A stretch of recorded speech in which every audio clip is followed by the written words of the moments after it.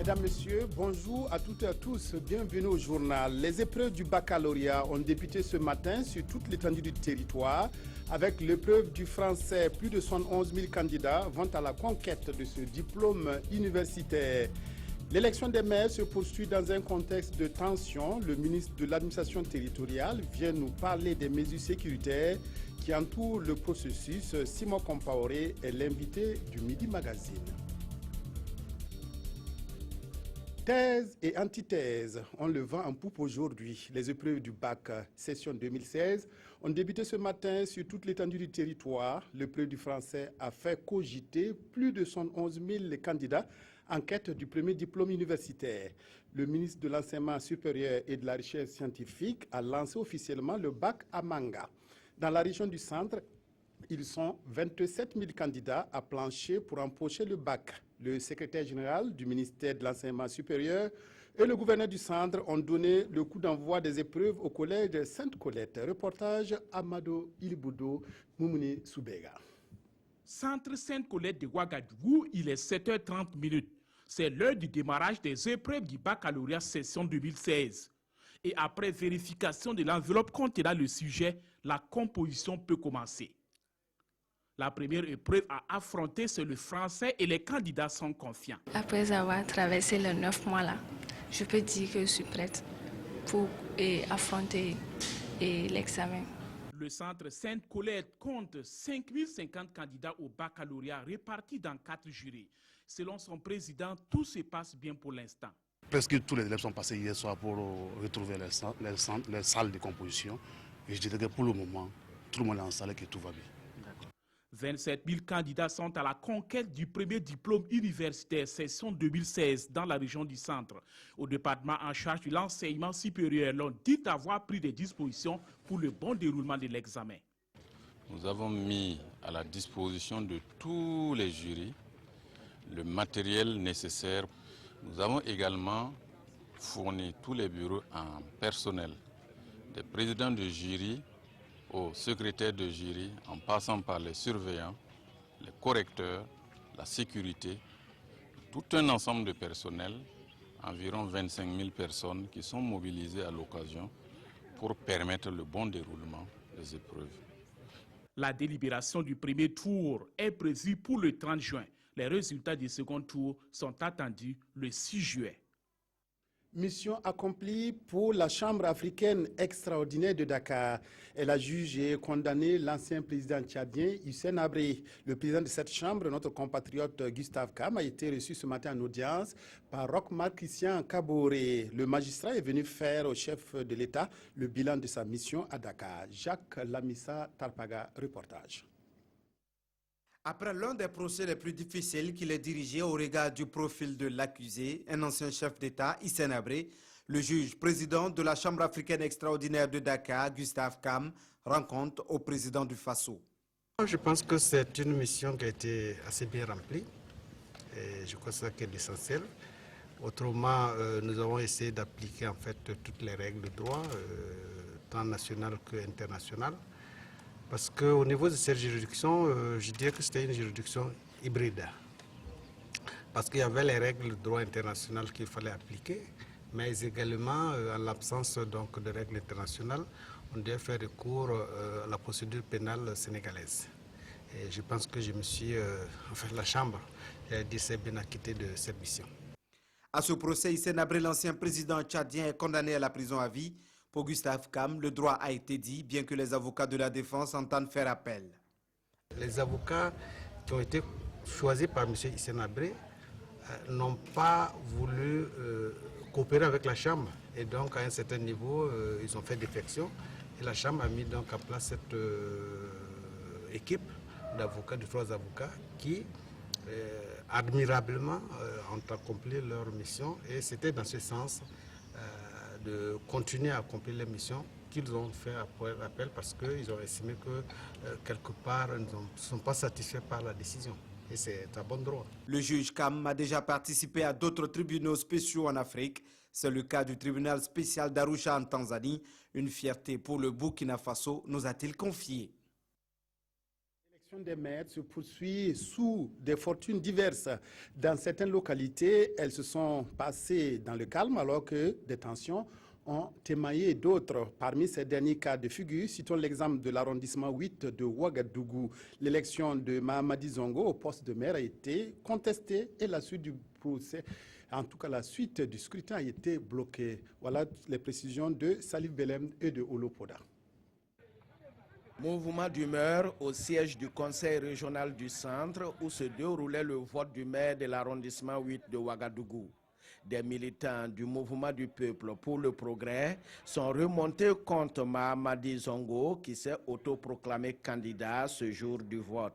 Il a été élu par 7 voix contre 6 pour son adversaire Kassoum Semporé, un autre conseiller du MPP. Monsieur Semporé Kassoum, qu'on veut notre maire, comme notre maire de l'arrondissement 8. Saisi monsieur Mohamed et enlevé son maire. Donc, les gens sont refusés qu'on ne le veut pas. Donc, il a accepté et on a fait classement. Je pense qu'il était même prendre le poste de finance. Donc, on ne sait pas pourquoi, arrivé ici aujourd'hui, il est soulevé sa main encore pour combattre avec Semporé, notre maire. C'est lui, Kassoum Semporé, ici en image, qui avait été proposé par le MPP aux primaires selon les militants. Approché, il n'a pas voulu se prêter à nos questions. Son adversaire, Mahamadi Zongo, dit ne rien se reprocher. Nous sommes 13. Et si vous avez remarqué, j'ai eu 7. Si les autres sont MPP, et je suis arrivé à regrouper 7 autres autour de moi. Donc j'ai fait l'unanimité. Donc 13 sur 13. Donc moi je pense qu'il n'y a pas de meilleur que ça. Si on est patriote, je pense que ça doit aller. Oui, puisque 7 plus le reste, nous sommes 13. Il n'y a pas de raison quand même qu'on bloque ça jusqu'à la fin. Kassoum Semporé, ayant donc constaté sa défaite, a claqué la porte et a empêché le président de séance, Seydou Ouedraogo, de signer le procès verbal. La situation est restée bloquée pendant plus de 4 heures.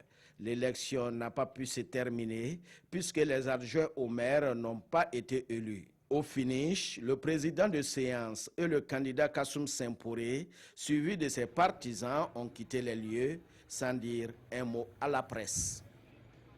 Voilà, Monsieur le ministre d'État, ministre de l'administration territoriale, de la décentralisation et de la sécurité intérieure, bonjour. Bonjour. Merci d'être venu ce midi sur notre plateau, nous parler donc de ces élections à travers le Burkina, en tout cas de conseils municipaux avec à leur tête des maires, et ces élections se déroulent depuis quelques jours dans un contexte de tension, d'affrontement, de confrontation. Alors, quelle est la situation actuelle que vous avez pu faire?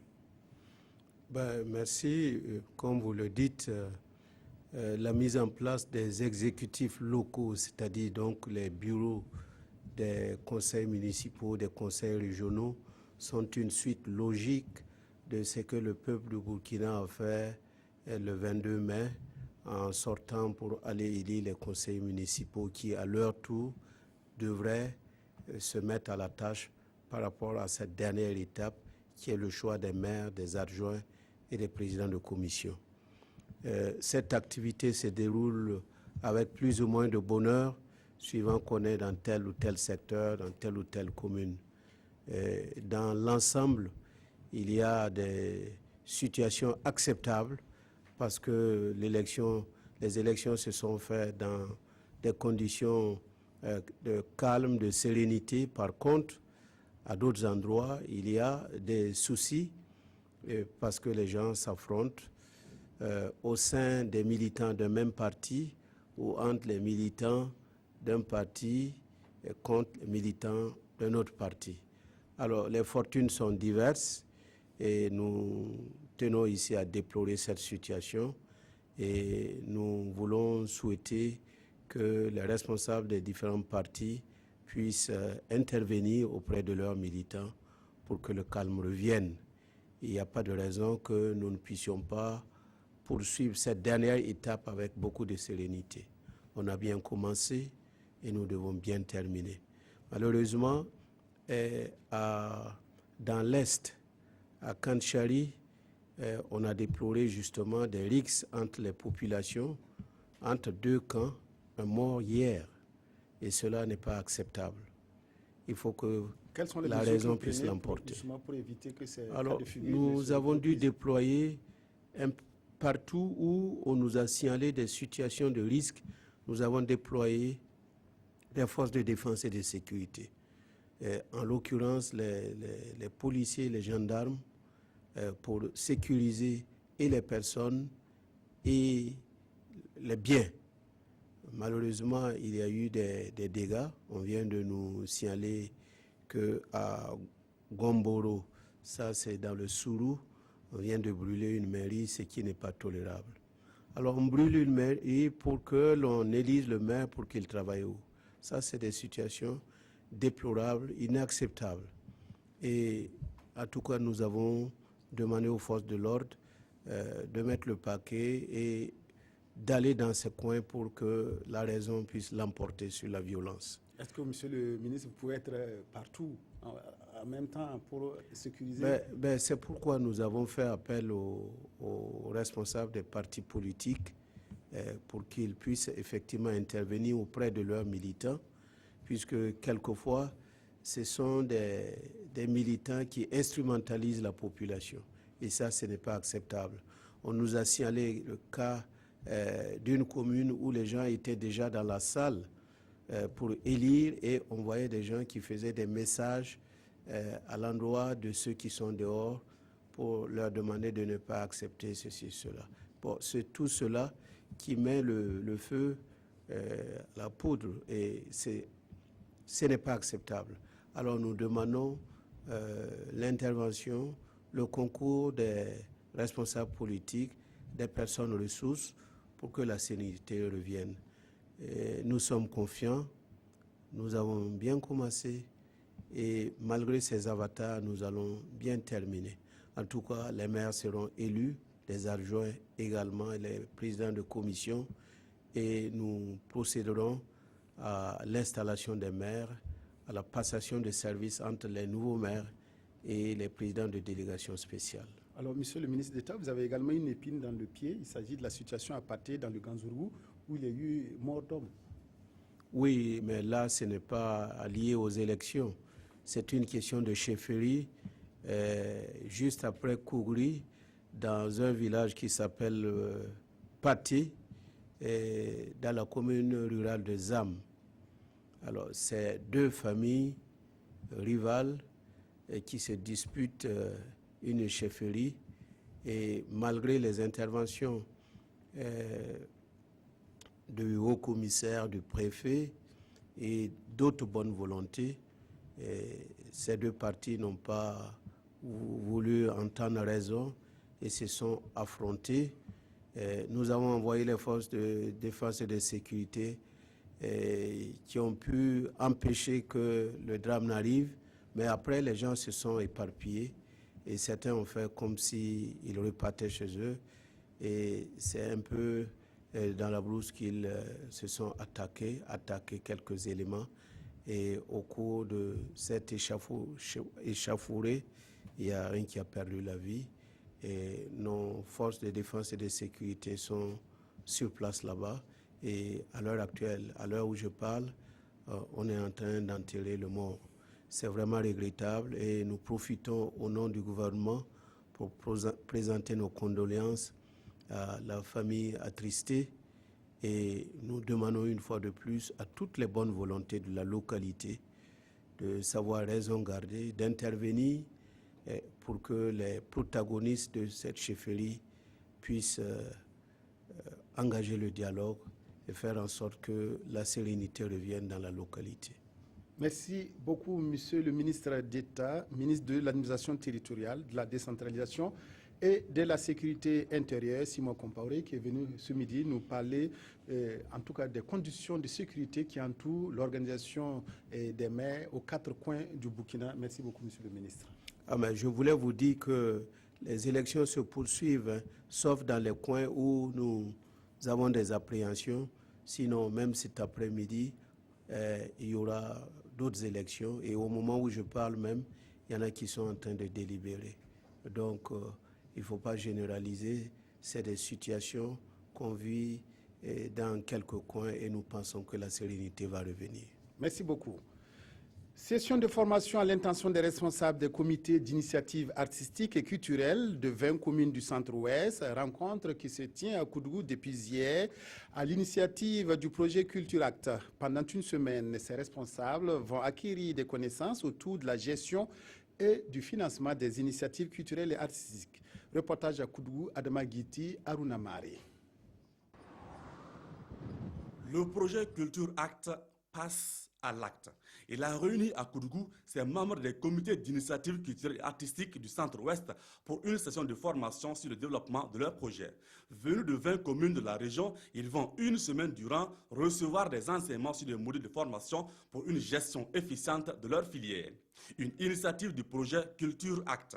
C'est un projet cofinancé à hauteur de 108 millions de francs CFA par l'ambassade du Danemark, l'association Benem Noma et le Centre pour la culture et le développement. Pour la gestion de n'importe quel projet, et particulièrement un projet culturel, commence d'abord par les aptitudes à l'analyse. Si vous ne pouvez pas analyser une situation, vous ne pouvez pas évidemment proposer des solutions à n'importe quel projet qui se présente à vous. Donc, pouvoir analyser une situation, savoir quels sont les tenants et les aboutissants, qu'est-ce qui est favorable, qu'est-ce qui est défavorable, et pouvoir distinguer clairement quelles sont les parties prenantes d'une action, et pouvoir savoir quels sont les moyens. Parce que généralement, les gens associent moyens à finances et c'est très différent. Et je crois qu'on va discuter de tous ces paramètres-là afin que quand ils vont partir, ils sachent qu'on peut partir de rien et aboutir à quelque chose de très bien. Le rôle, c'est d'abord croire à la culture. Et faire croire à la culture, c'est-à-dire être convaincant et convaincu de la chose. Et nous voulons leur dire que si jamais ils ne sont pas convaincants, s'ils ne sont pas convaincus, ce n'est pas leur place. Le Centre-Ouest peut s'autofinancer par la culture. D'abord, il y a des régions qui sont des régions magiques. Mais les gens ne connaissent même pas ces régions-là. Pour cette première phase, le projet va couvrir 20 communes sur les 38 que compte le Centre-Ouest et doit s'achever fin 2017. Le projet Culture Act compte mettre les comités d'initiative culturelle et artistique en réseau. Leur rôle est être désormais l'interface entre les conseils municipaux et la population. À terme, l'ambition est d'aboutir à la création d'un marché de la culture au niveau régional. Culture toujours, la fête de la musique est célébrée aujourd'hui à travers le monde. Des concerts en plein air vont rythmer cette soirée du 21 juin au Burkina. Des prestations gratuites mobilisent depuis plusieurs jours une soixantaine d'artistes. Les mélomanes ont l'embarras du choix entre la musique moderne et la musique traditionnelle. Kosun Koulibaly, Jacques Lamissa Tarpaga.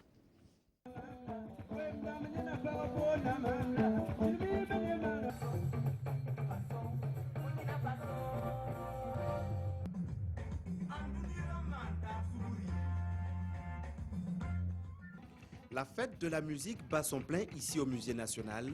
Pour ce premier plateau, une soixantaine d'artistes sont venus communier avec le public dans plusieurs genres musicaux. C'est un événement et c'est une fois dans la nuit en quelque sorte. Il faut magnifier la musique parce que sans art même, sans musique même, on ne vit pas. On ne peut pas avancer. Je ne savais pas qu'un jour on allait avoir la chance aussi de prester à la fête de la musique. Et voilà, c'est une grande joie vraiment pour moi. La musique, la fête de la musique, c'est une fête pour tous les artistes. Donc c'est une joie pour tous les artistes. La fête de la musique est célébrée dans plus d'une centaine de pays chaque 21 juin. Mais au Burkina Faso, l'on a décidé d'anticiper. Nous avons voulu, en tant qu'administration publique, décaler cette date pour non seulement permettre au plus grand nombre d'agents du ministère, de fonctionnaires et autres, de participer à cette fête. Au Burkina Faso, plusieurs plateaux d'animation sont dressés dans plusieurs artères de la ville de Ouagadougou. Près d'une centaine d'artistes vont prester. La fête de la musique a été célébrée pour la première fois en 1976 à Toulouse, en France. À 2 jours du référendum sur la sortie du Royaume-Uni de l'Union européenne, le fameux Brexit, les mises en garde contre le Brexit se poursuivent. Le président du Conseil européen, Donald Tusk, a estimé hier qu'une sortie de l'Europe aurait des conséquences complètement imprévisibles et pourrait encourager d'autres eurosceptiques.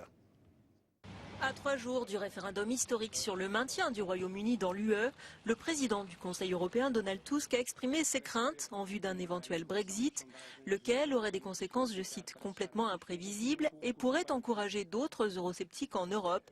C'est ce qu'il a estimé à l'issue d'un entretien avec le Premier ministre portugais António Costa. Restez avec nous. Nous avons besoin de vous. Sans vous, ce n'est pas seulement l'Europe, mais tout le monde occidental et la communauté transatlantique qui vont devenir plus faibles. Ensemble, nous pourrons surmonter les défis de plus en plus difficiles de demain. Pas sûr que Nigel Farage soit sensible au message. Le chef du parti anti-européen qui était occupé à se justifier à propos de sa nouvelle affiche. Une colonne de migrants frappée de cette mention. Point de rupture. Cette affiche, l'Europe nous a fait échouer, ça signifie pourquoi être membre d'un club dont la politique migratoire est un désastre, dont la monnaie nous mène vers une telle misère. Nous ne devrions pas être là. Le moment, bien sûr, était vraiment mal choisi. L'affiche, en effet, a été dévoilée peu avant la mort de la députée Jo Cox. Comparée à une affiche de propagande nazie des années 30 par le ministre des Finances, elle a aussi contribué à la défection dans le camp du Brexit de l'ancienne secrétaire d'État aux Affaires étrangères, Saïda Warsi. Je suis préoccupée par les affiches qui ont été utilisées. On n'a pas cessé d'entendre ces 2 derniers mois. C'est la porte d'entrée aux Turcs, aux terroristes, aux Syriens, aux réfugiés, aux musulmans. Ce n'est pas le genre de campagne que nous devrions mener. Ce lundi, les camps du in et du out étaient au coude à coude, tandis que les partisans de la sortie de l'Europe avaient pris l'avantage la semaine dernière. Mais c'était avant le meurtre de la députée pro-Union européenne. La grève des gardes de sécurité pénitentiaire et le déroulement du bac session 2016 sont quelques faits de l'actualité abordés aujourd'hui par les quotidiens. La revue de presse est signée Abdoul Rasmane Zongo. Ils sont plus de 71 000 candidats, rapporte l'Observateur, en quête depuis ce matin du précieux sésame, le bac 2016. Le plus jeune a moins de 16 ans, car né en septembre 2000, selon le journal, tandis que le plus vieux candidat a 62 ans. Plus de 3 milliards de nos francs sont mobilisés pour l'organisation et la sécurité en est un élément central. Une sécurité haut de gamme cette année, selon l'Express du Faso. Pour le quotidien Bobolais, des mesures de sécurité drastiques sont prises pour éviter le pétrole, les fuites de sujets et toute forme de fraude des candidats. Elles ne sont pas candidates au bac, mais candidates pour un jugement dans demeure de l'aide de leurs proches. Elles, ce sont les épouses, mères, sœurs des détenus qui crient leur ras-le-bol, résumé ici par l'Observateur sous le titre « Le cœur meurtri, elles interpellent Rock ». C'est un ras-le-bol suite à la grève des GSP qui justement cause un retard dans le jugement des détenus. Dans la même veine, aux éditions Le Pays, les manifestantes souhaitent qu'une solution soit trouvée à la grève des GSP afin que les pensionnaires du milieu carcéral soient jugés dans de meilleurs délais. Sur un autre registre, le quotidien Le Soir prévient le Premier ministre de ne pas être complice dans ce que le journal qualifie de, je cite, « affaire malversation au CSC ». C'est tout pour cette édition. Merci de l'avoir suivi. Excellent après-midi à toutes et à tous en compagnie de la RTV.